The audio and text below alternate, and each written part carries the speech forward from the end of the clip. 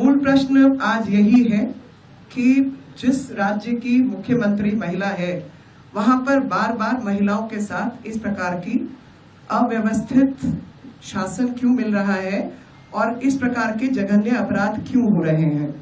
मेरे पास आज का एक वीडियो है और वो आज ही का वीडियो है। मैं आपके बीच दिखाना चाहती हूँ कि एक तरफ हमारे यहाँ के कॉलेज के अंदर एक महिला डॉक्टर के साथ जघन्य अपराध होता है, दूसरी तरफ वकालत पढ़ती हुई छात्र के साथ अपराध होता है। और मैं खुद एक महिला वकालत की छात्र रही हूं, तो मुझे लगता है कि छात्रों को सबसे सुरक्षित अपना कॉलेज का कैंपस दिखाई देता है। और अगर आप अपने कैंपस में जहां आप पढ़ने के लिए जाते हैं, जहां आप अपना भविष्य बनाने के लिए जाते हैं, वहीं पर अगर आप सुरक्षित महसूस नहीं करते तो पब्लिक प्लेसेस की क्या स्थान होगी ये हम सोच सकते हैं। आज का वीडियो है स्यूरी पंचायत का। ये देखिए, अगर आप फोकस कर पाए तो स्यूरी पंचायत की पंचायत अध्यक्ष, उसके कपड़े खींचे जा रहे हैं सड़क के ऊपर।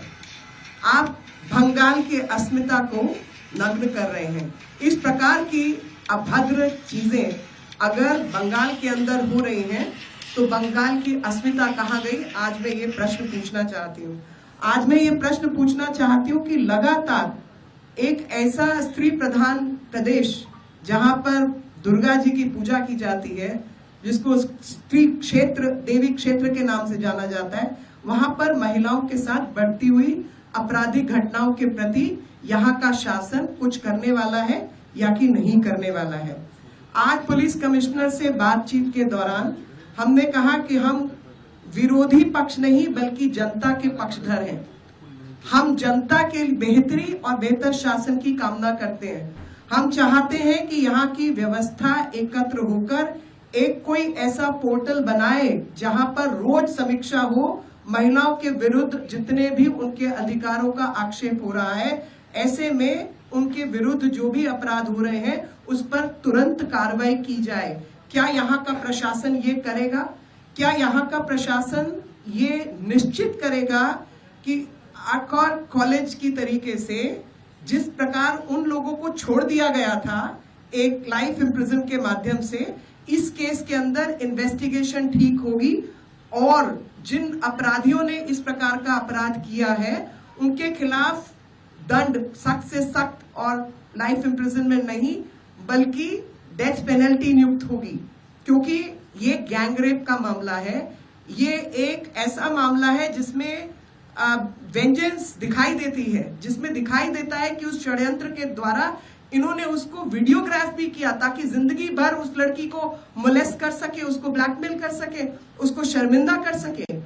वो एग्रेवेटेड सर्कमस्टांस है और हर ऐसी एग्रेवेटेड सर्कमस्टांस के अंदर सख्त से सख्त कार्रवाई होनी चाहिए। और महिलाओं के खिलाफ जितना काम यहाँ पर हो रहा है उसमें कहीं ना कहीं अपराधीकरण राजनीति का हो गया है और राजनीतिक अपराधीकरण के चलते यहाँ तक कि शिक्षा का अपराधीकरण हो गया है। मेरे से पूर्व मेरे मित्रों ने आपको जैसे बताया कि अपॉइंटमेंट्स क्रिमिनल्स के हो रहे हैं कॉलेजेस के अंदर, वहां पे पुलिस वेरिफिकेशन नाम की कोई चीज है या नहीं। और एक हिस्ट्री शीटर व्यक्ति जिसके ऊपर 2011 में मुकदमे हैं, 2013 के मुकदमे हैं, लगातार मुकदमे हैं, तो ऐसे कितने हिस्ट्री शीटर घूम रहे हैं इस प्रदेश के अंदर जिनके खिलाफ हिस्ट्री शीट तक फाइल नहीं हुई है। आप सोचिए, तड़ी पार एक व्यवस्था रहती है और जिसके अंदर इंपाउंड किया जाता है और उसके तहत उस व्यक्ति को बाइंड कर दिया जाता है कि आप इस क्षेत्र में ही नहीं दिखोगे, लेकिन यहाँ पर तो वो भी नहीं हो रहा। और ऐसा व्यक्ति जो लगातार इन अपराधों में सम्मिलित है उसकी हिस्ट्री शीट तक नहीं बनी, आज तक वो खुला घूम रहा है। और खुला घूम के सरकारी जो फंड से चलने वाला कॉलेज है, उस सरकारी फंड से कॉलेज के अंदर उसको 500 रुपया डेली वेजर के रूप में भी मिल रहा है। उसका अंदर आना जाना है और साथ में उसको तनख्वाह भी दे रही है सरकार। और अव्यवस्था नाम की तो ये हालत है कि एसएटी करके इन्होंने एक नियम बना दिया है जिसमें अनियमित तरीके से कैसे कैसे इन्होंने लोगों को घुसाना है, अपने कार्यकर्ताओं को वो ये घुसा रहे हैं। इसलिए शिक्षा का भी अपराधीकरण इन्होंने किया है। So what we need to understand it, at every level there is a governance failure, and that governance failure is that criminalization of politics has happened, and their accommodation into educational institution is established. It is established that all these people get appointed as ad hoc teachers sometimes, as ad hoc staff sometimes, and in violation of all the regularizations, whether under the Bar Council rules or under the Education Ministry rules. They have violated every provision to accommodate criminals, and those criminals are the political representative of the current government.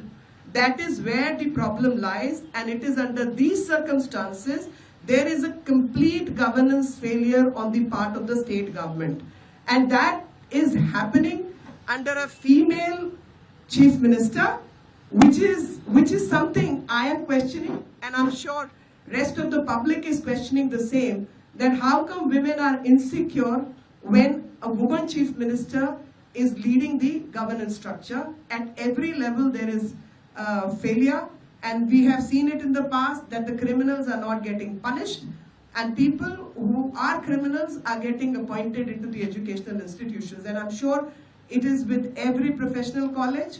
There has to be a complete revamp, and there has to be a portal where women can directly report their case, and there has to be a committee. In addition to this, I was very surprised when I got to know that NCW team visited, and NCW team was not given access, which is very surprising. In our case, I'm glad that we had Manan ji with us. Bar Council of India's approval is needed for every law college to function, and because of his presence, at least the vice principal had to come and speak to us. We are not disclosing the conversation what we had, but we also have a couple of questions, and one question is that the documents which have been made public and which are in public domain, they are trying to hide the identity of the criminals. And they are, you know, the law is that you have to protect the identity of victim, but hiding the identity of criminals is something I have not heard of. गर्मियों की छुट्टी होने वाली थी, मेरे पापा आने वाले थे, तो हम लोग सभी खुश थे। तो मैं बेड पे चढ़ के डांस कर रहा था, लेकिन वो पहले ही आ गए। फ्रीज।